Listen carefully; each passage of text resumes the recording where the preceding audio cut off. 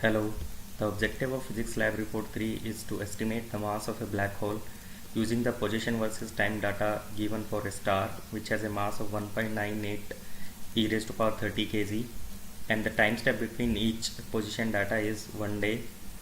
We can assume that the position of black hole is at the origin of our coordinate system, and the only force acting on this star is due to the gravitational force of this black hole. The methodology we are going to follow is as follows. We can assume the star to be our system, and using this position versus time data, we can calculate the rate of change of position or the velocity of the star. Then we can calculate the momentum, which is simply mass multiplied by the velocity we have just calculated. The next step is to calculate the rate of change of momentum, which is the incremental change in momentum over a period delta t.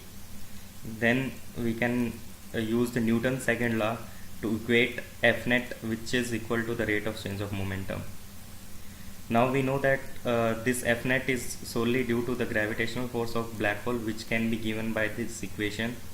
And if we write the equation for mass of black hole, we can say that mass of black hole is given by F net multiplied by r square by g times mass of the star.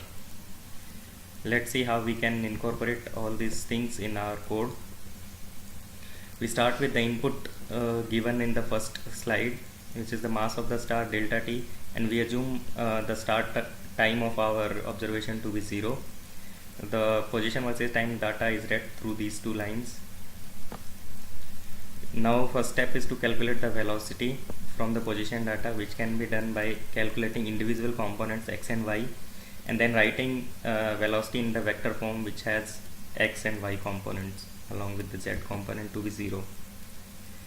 Now we can calculate the momentum by simply multiplying this velocity by the mass of the star, and we can calculate the change in momentum by differentiating the final momentum by the initial momentum.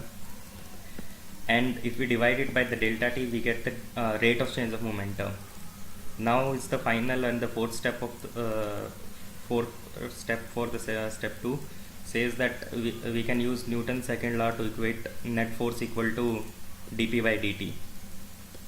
Also we can calculate the parallel and perpendicular component of this force for the visualization purpose. Here is this additional line which I have added to the default code, which is the fourth step of our equation, which is the equation for mass of the black hole. So we can directly get this as an output from the code itself. I have suitably chosen the arrow scale equal to 5.5 e raised to power minus 15 to have a better visualization window. Also in the default print, I have added a print for the mass of the black hole also. Let's now run this program.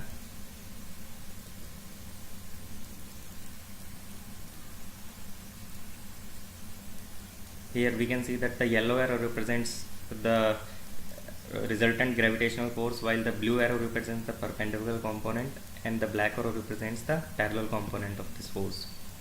And this yellow arrow always points towards the center of this window, which is the position of the black hole. Now if we look at the output window, we can see that first line gives us the force magnitude, while the second line gives us the mass of our black hole, which is 1.98 e raised to power 31. And if we compare it with the mass of our star, it is 1 order higher or 10 times bigger than the star. So now coming to the question, what does it mean? So how do we differentiate F net from the rate or delta p by delta t we have chosen? By definition, F net is equal to dp by dt, which can be written as limit delta t tends to 0 delta p by delta t. However, in our case, we are not using delta t tends to 0, we are using a finite delta t, which is very common in using digital codes, which is called discretization. So that's the only difference. We are using a finite delta t to calculate the force. What if we replace our mass of the black hole we have found by a new black hole, and we say that the motion data remains unchanged, and the only force acting on our system is again due to this new gravitational force of new black hole. So we can say that if the motion data is not changing, the F net has to remain same. As we have placed our new black hole to the position of our original black hole, we can say that the position vector also will remain same. As the mass of the star is again same, so we can say that all these components are same, as gravitational constant is always constant. So we are going to always find out the same mass of the new black hole.